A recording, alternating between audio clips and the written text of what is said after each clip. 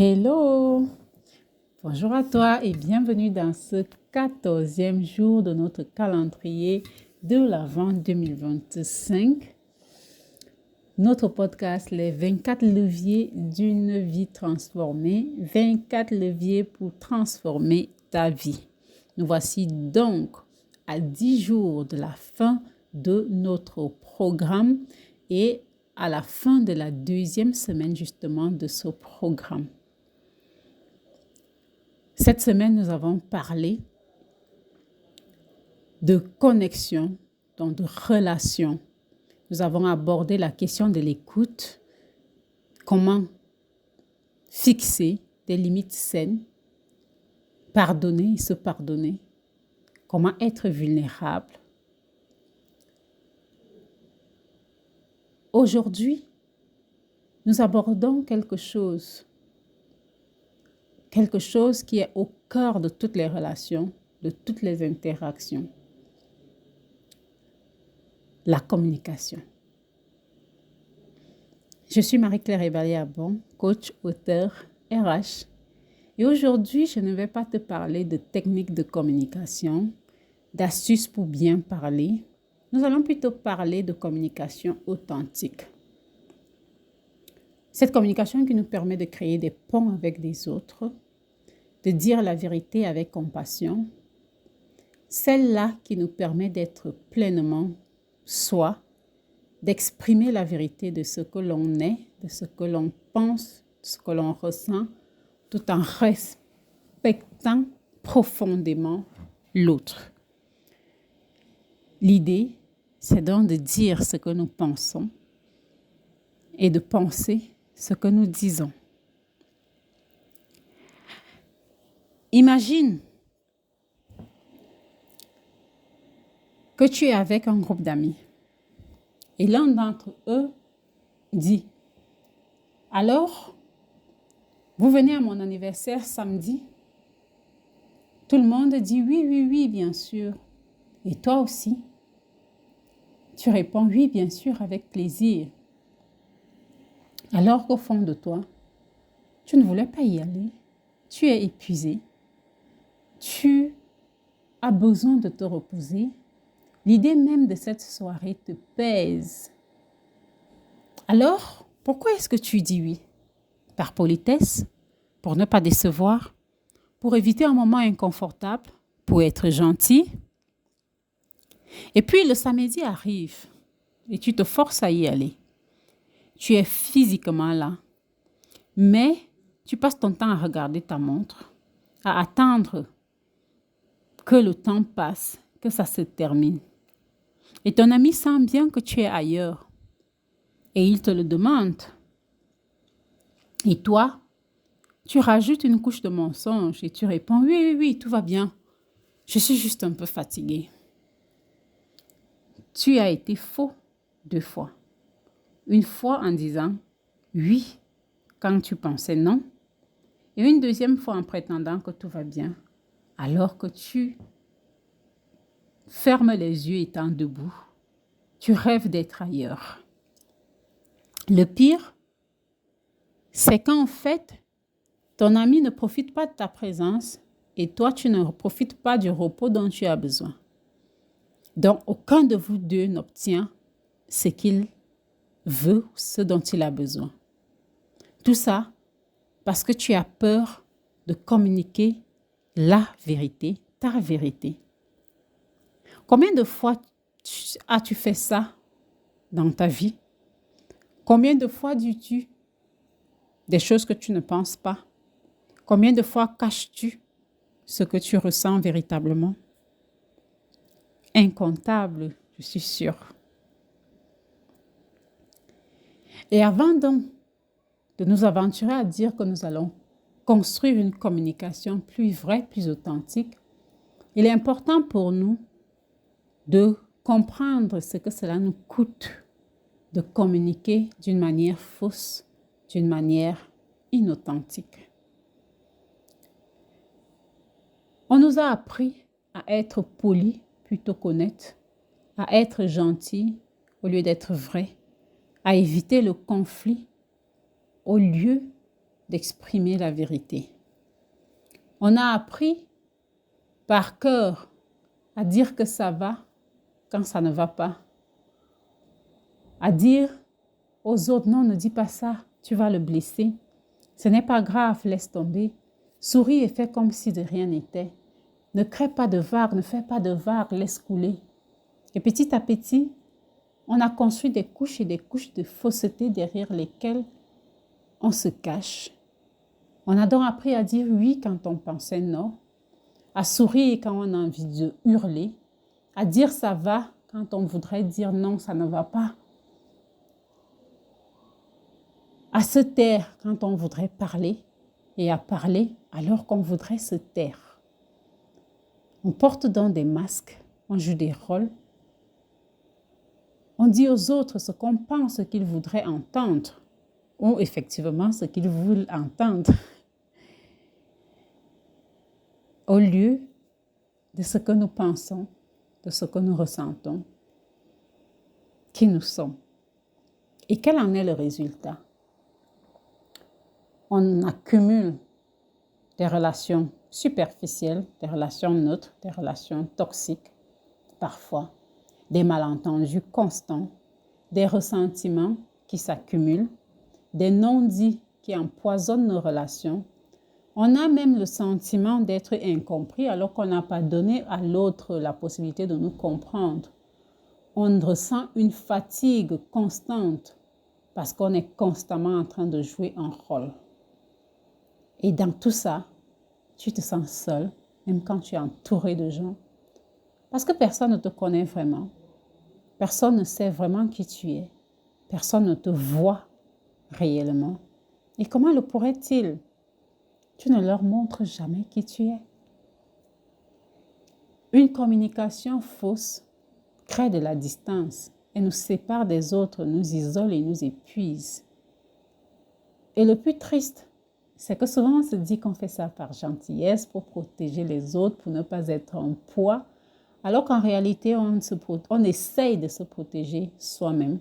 On fuit l'inconfort des conversations cœur à cœur, des conversations honnêtes, des conversations où on est amené à se montrer vulnérable, à se montrer nu, vrai.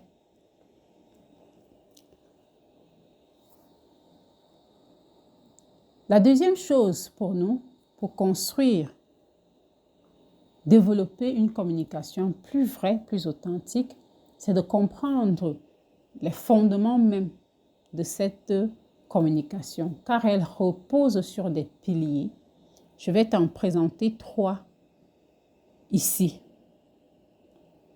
Il ne s'agit pas d'adopter une communication violente, passive-agressive, déguisée en honnêteté. Il ne s'agit pas de balancer tout ce qui nous passe par la tête, sans filtre, sous prétexte qu'on est franc. Il ne s'agit pas non plus d'être irresponsable avec nos mots, d'être irresponsable avec nos paroles, sous prétexte qu'on doit être honnête avec les autres. Non. Ça, c'est de la violence inutile, de l'agressivité et une pauvre intelligence émotionnelle et relationnelle. Une communication authentique, c'est dire ta vérité dans le respect de l'autre et dans le respect de l'environnement dans lequel vous vous trouvez. Le premier pilier va donc être le fait d'être clair avec soi-même. Avant de communiquer authentiquement avec les autres, il faut d'abord être clair avec toi-même sur ce que tu veux vraiment, sur ce que tu ressens véritablement, sur ce qui est vrai pour toi en ce moment.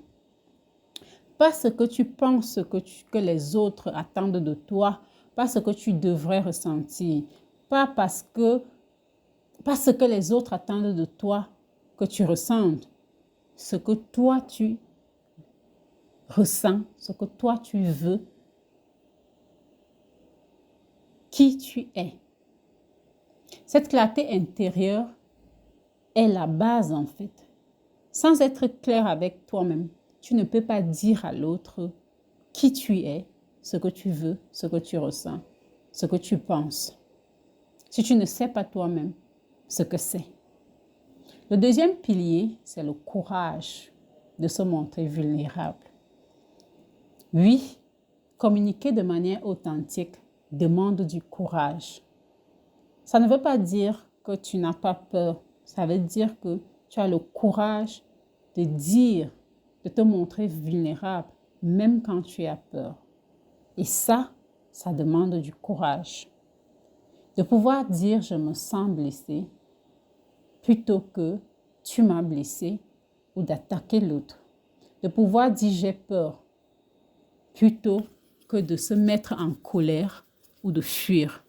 De pouvoir dire j'ai besoin de toi plutôt que de faire semblant d'être fort, de se suffire et de dire non, ça va, je vais me débrouiller, ça ira.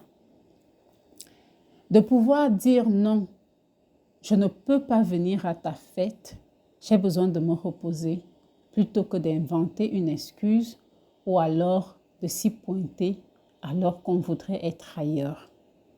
C'est risqué. L'autre peut ne pas comprendre. Il peut être déçu. Il peut réagir mal. Mais au moins, tu auras été vrai. Tu te seras honoré. Et par là, tu auras honoré l'autre en lui faisant le cadeau de la vérité.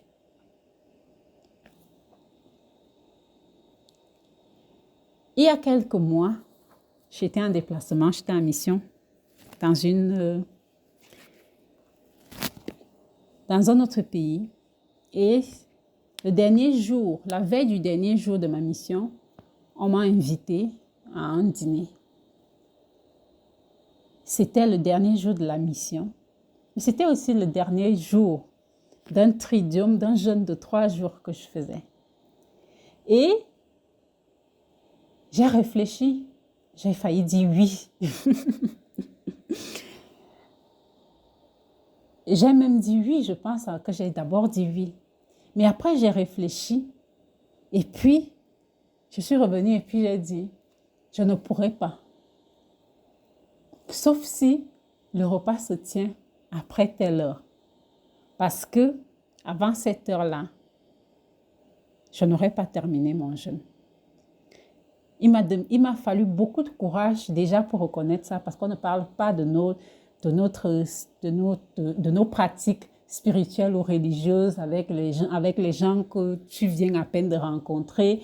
On ne parle pas de ça et on n'a pas envie de crier sur tous les toits qu'on jeûne. Mais j'avais besoin, en fait,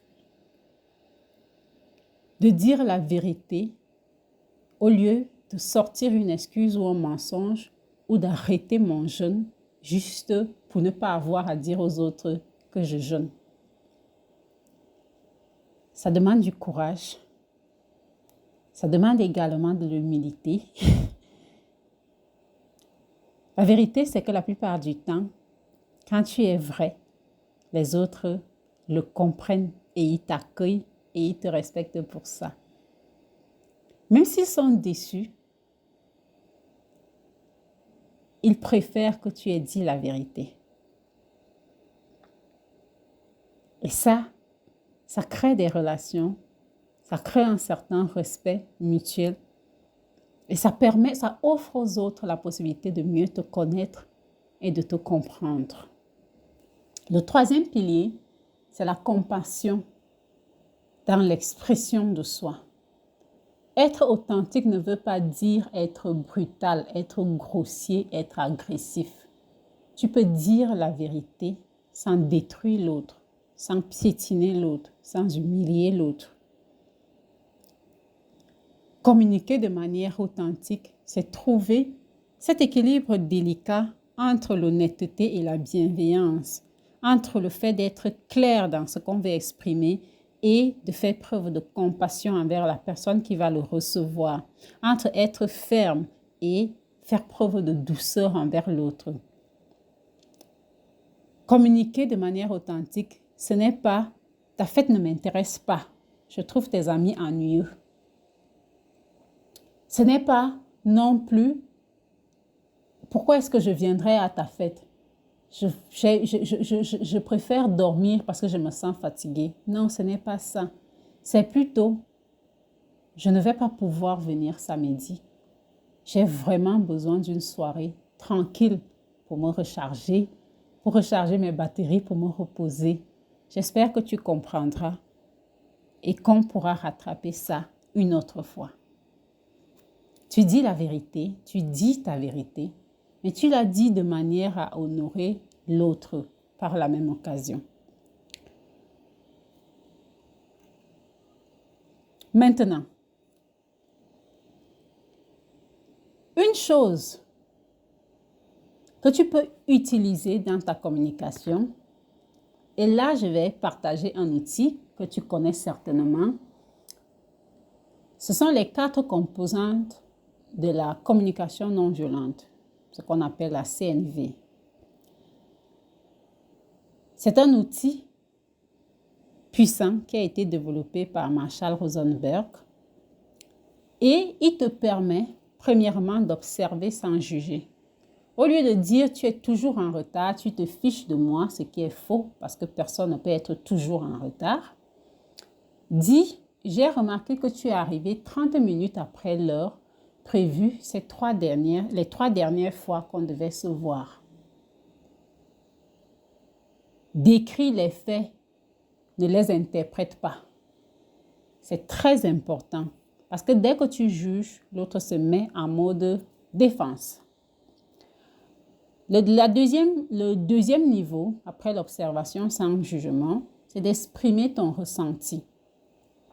Au lieu de dire « tu me rends fou, tu m'énerves, tu m'as blessé », dis « je me sens frustré et peu important. Je me sens blessé, je me sens, pas tu m'as. » Prends la responsabilité de tes émotions. Personne ne te rend quelque chose. Tu ressens ce que tu ressens. C'est ton émotion. C'est la manière avec laquelle tu vis cette situation qui t'amène à ressentir cette émotion. Donc, prends la responsabilité de ce que tu ressens. Ensuite, il faut identifier ton besoin. 3e niveau. Au lieu donc de rester dans l'accusation, va plus profond. Quel besoin non satisfait se cache derrière ton émotion? J'ai besoin de savoir que notre temps ensemble compte pour toi. J'ai besoin de respect, de considération. J'ai besoin de. Derrière chaque émotion, il y a un besoin. Identifie-le et nomme-le. Dernière partie, il faut formuler une demande claire. Au lieu de dire « il faudrait que tu changes », dis plutôt « pourrais-tu m'envoyer un message si tu sais que tu vas avoir du retard la prochaine fois? Ou si c'est difficile pour toi d'être à l'heure, pourrions-nous choisir ensemble une heure plus réaliste, peut-être un lieu plus proche de où tu te trouves, une demande concrète, spécifique, réalisable, pas une exigence, pas un reproche déguisé, une vraie demande. » On met donc tout ensemble. Ces 3 dernières fois, tu es arrivé en retard 30 minutes après l'heure prévue. Je me sens frustrée et peu important quand ça arrive. Parce que j'ai besoin de savoir que le temps que nous passons ensemble compte pour toi. Alors, la prochaine fois, pourrais-tu m'envoyer un message si tu sais que tu vas avoir du retard? Ça peut ressembler à ça. C'est honnête, c'est vulnérable, c'est respectueux, c'est clair. Et ça change tout dans ta relation. Et si l'autre ne respecte pas ça et n'accueille pas ça, eh bien, tu comprends que ce n'est pas une relation que tu as envie de garder non plus. Maintenant, il est temps de pratiquer. Parce que la communication authentique, c'est comme un muscle. Ça se développe avec de l'entraînement. L'exercice de la communication en 4 temps peut nous être utile. Premièrement, identifie une situation. Pense à une situation récente où tu n'as pas communiqué de manière authentique. Bref, où tu as été faux. Où tu as dit oui en pensant non. Où tu as dit ça va alors que ça n'allait pas. Où tu as dit ce que tu aurais voulu, où tu as tué ce que tu aurais voulu exprimer à l'autre. Prends un instant, revois cette scène dans ta tête. Maintenant, écris ce que tu as vraiment ressenti. Sur une feuille, écris dans cette situation, j'ai ressenti, nomme tes émotions réelles. Parce que j'avais besoin de, identifie le besoin sous-jacent. Ce que j'aurais voulu dire, c'est, donc formule ta vérité et sois brutalement honnête avec toi-même. Personne ne lira ces mots que toi. C'est juste pour toi, pour te reconnecter à ta vérité. Formule ça. Ce que j'aurais voulu dire, c'est. Étape numéro 3, il faut reformuler de manière à faire preuve de compassion. Maintenant, reprends ce que tu as écrit et reformule-le en utilisant les 4 composantes de observation des faits sans les juger, exprimer son sentiment, ses émotions, exprimer le besoin, ce dont tu as besoin, et demander, exprimer sa demande. Le sigle de la communication non violente, c'est OSBD. Par exemple, si tu as écrit « J'en avais marre qu'il monopolise la conversation. Il est tellement égocentrique. » Tu peux reformuler en disant « Lors de notre dernière conversation, j'ai remarqué que tu as parlé pendant la majorité du temps. Je me suis sentie invisible et peu écoutée parce que j'avais besoin d'être entendue aussi. Pourrais-tu, lors de notre prochaine conversation, me demander comment je vais et prendre le temps d'écouter ma réponse? Pourrait-on avoir un véritable échange? Sens-tu la différence? C'est toujours ta vérité, mais elle est exprimée de manière à créer du lien, pas à rompre la relation avec l'autre. Elle est exprimée de manière à maintenir la communication, pas à fustiger et à culpabiliser l'autre. 4e étape, il faut nous engager donc pour la prochaine fois. Maintenant, choisis une situation cette semaine où tu vas pratiquer ta communication authentique. Ça peut être quelque chose de petit, dire non à une invitation si tu n'as pas envie d'y aller, exprimer un malaise plutôt que de le taire, partager un besoin plutôt que de le cacher, de l'enfuir au plus profond de toi. Écris-le, prends ton engagement. Cette semaine, je vais communiquer de manière authentique quand, et engage-toi, fais-le, même si c'est inconfortable. Oui, do it anyway, do it anyway, even if it's uncomfortable.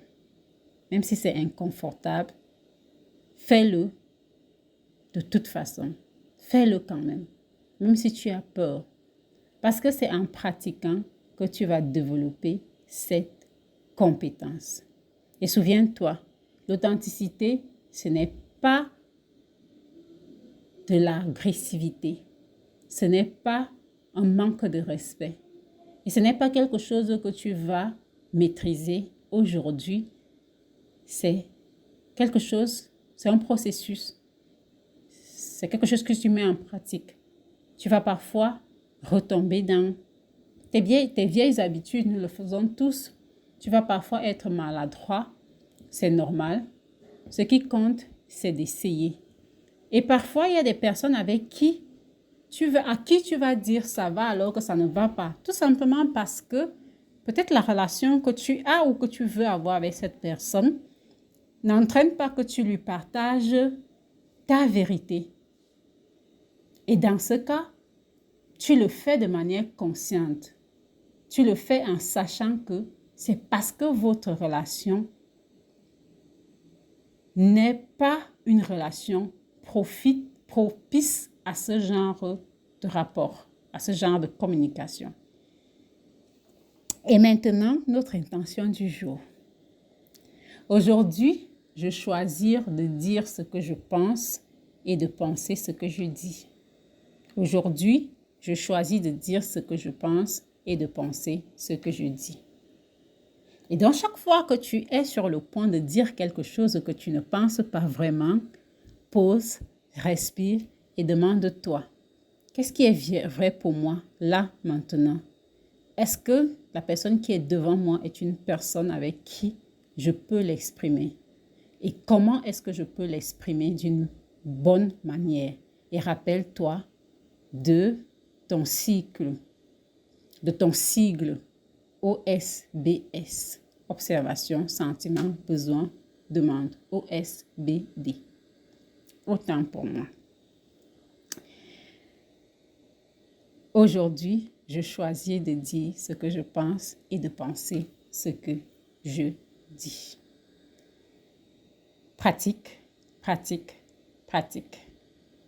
Tu n'as pas besoin d'être parfait dans ta communication. Tu as juste besoin d'être vrai, de plus en plus vrai et réel. Tu peux être vrai sans entrer dans les détails. Ça demande du courage, mais je sais que tu as du courage. On se retrouve demain pour notre 15e journée.